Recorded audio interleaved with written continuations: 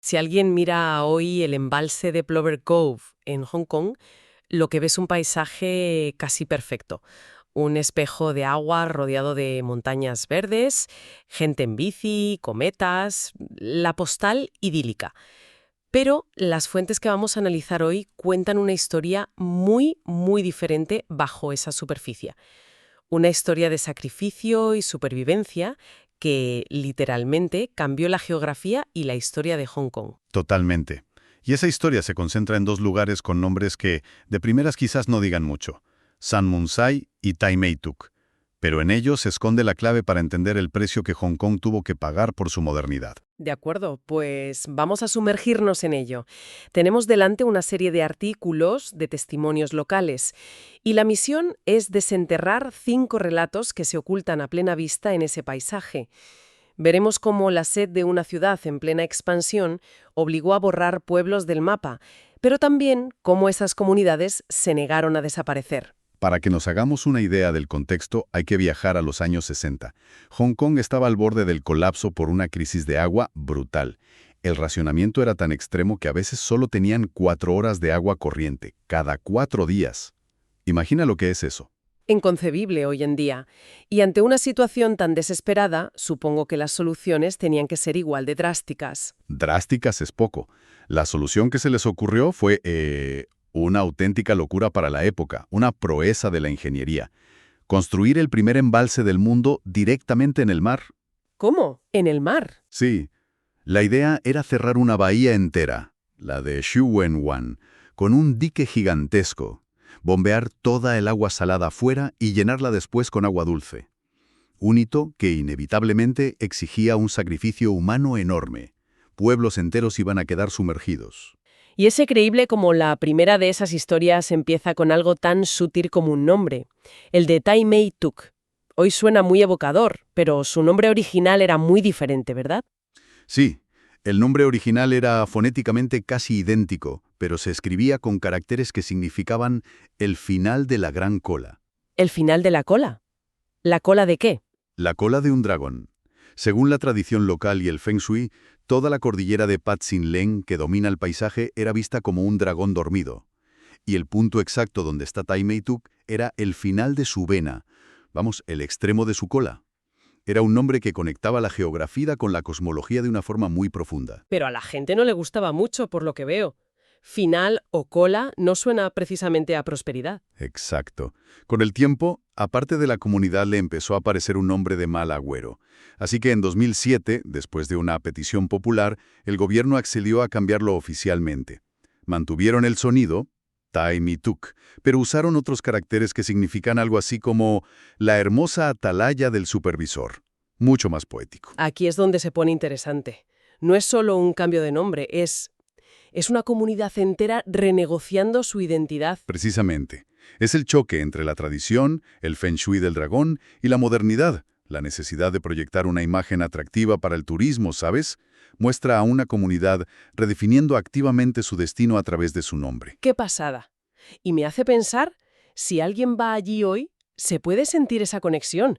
¿Se puede ver lo que ellos veían como la cola del dragón? Absolutamente. Y esa es la magia para quien lo visita. Si caminas por el dique principal del embalse hasta el final, llegas justo al punto geográfico que era el Tunk, el final. Desde allí, mira hacia la cordillera y puedes imaginar perfectamente esa espina dorsal del dragón terminando justo bajo tus pies. Convierte un simple paseo en una reflexión sobre cómo los nombres moldean cómo vemos el paisaje. Así que un simple cambio de nombre revela toda una cosmovisión.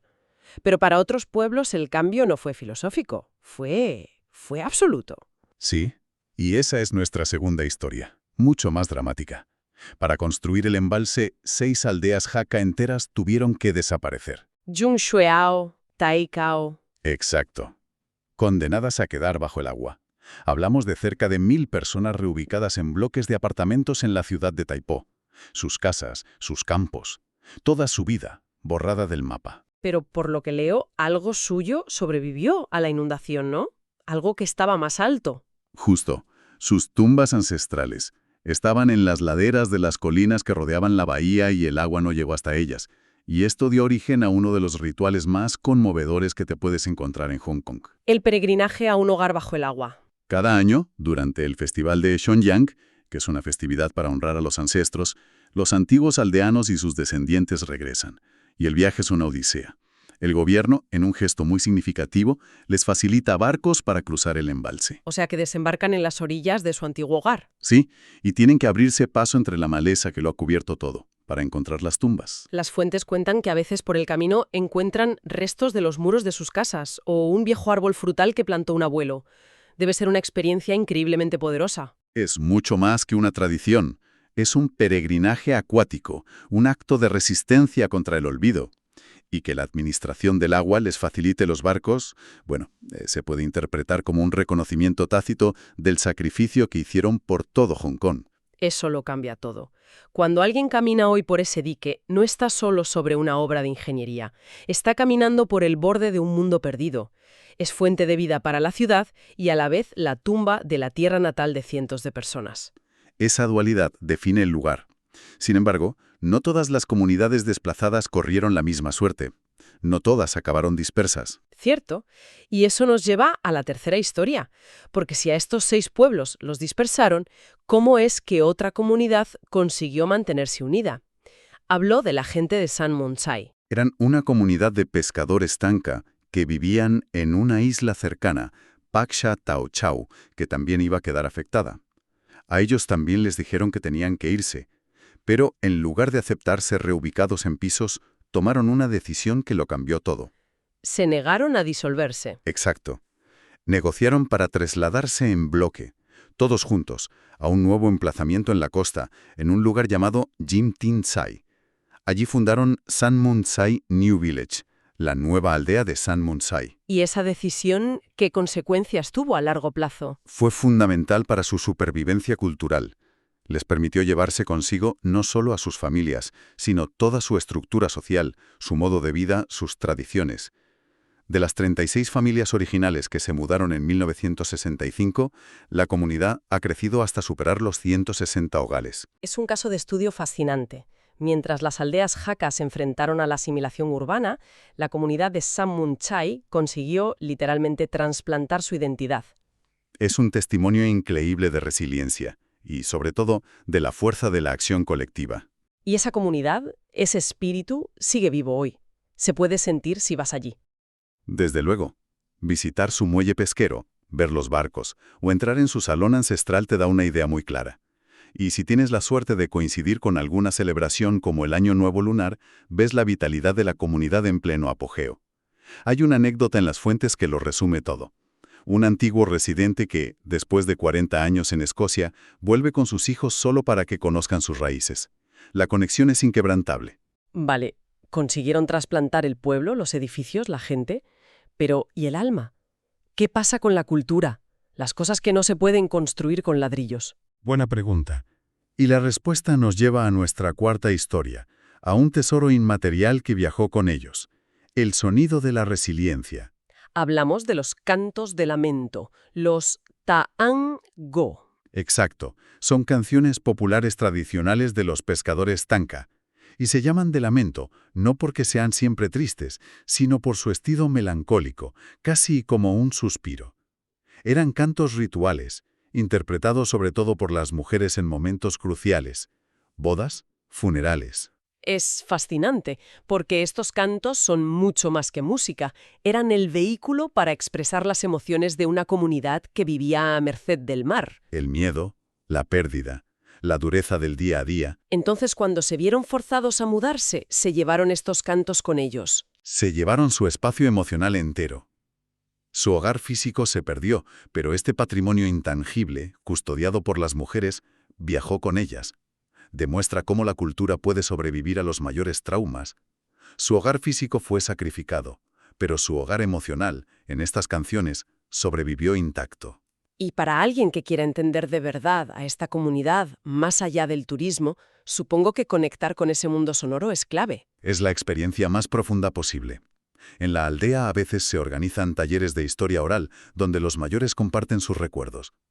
Escuchar de su propia voz estas historias, y con suerte, una demostración de estos cantos, Te da un acceso directo al corazón de la comunidad. De acuerdo.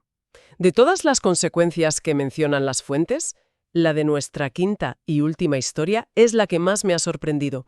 Hablamos de un proyecto de ingeniería masivo.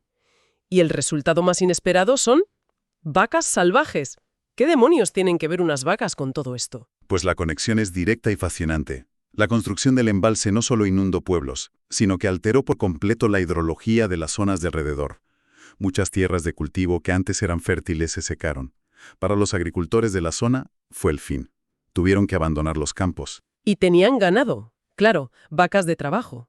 ¿Qué hicieron con ellas? Ahí está el giro conmovedor. No quisieron sacrificarlas. Habían sido sus compañeras durante generaciones. Así que tomaron una decisión muy emotiva.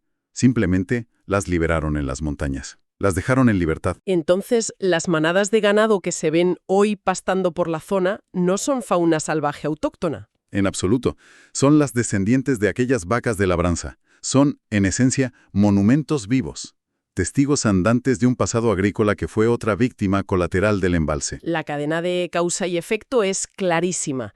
El embalse provoca un cambio hidrológico que lleva al fin de la agricultura, que resulta en la liberación del ganado. Es increíble. Totalmente. Y para quien visita la zona, cambia por completo la experiencia. Ya no estás simplemente viendo animales. Estás observando un capítulo viviente de la historia de Hong Kong. Es una oportunidad única para combinarlo con una visita a la cercana isla de Ma Shi Chao, por ejemplo, que es famosa por su geología. Entonces, si unimos estas 5 historias, lo que nos queda es que el paisaje de Tai Mei Tuk y Sam Mun Sai es una especie de libro de contabilidad de la modernización de Hong Kong. Sí, un libro con 2 columnas. En una, el progreso, el agua que dio de beber a una metrópolis. En la otra, la pérdida, la memoria de las comunidades sacrificadas. Es un lugar que encarna tanto el sacrificio como una tenacidad admirable. Nos deja con una última reflexión, ¿no? Sin duda, la próxima vez que alguien abra un grifo en Hong Kong, vale la pena pararse a pensar qué memorias y qué sacrificios fluyen junto con esa agua. Y eso nos lleva a una pregunta más amplia. ¿Qué otros paisajes que damos por sentados son, en realidad, monumentos a historias olvidadas y a una resiliencia que se ha vuelto invisible?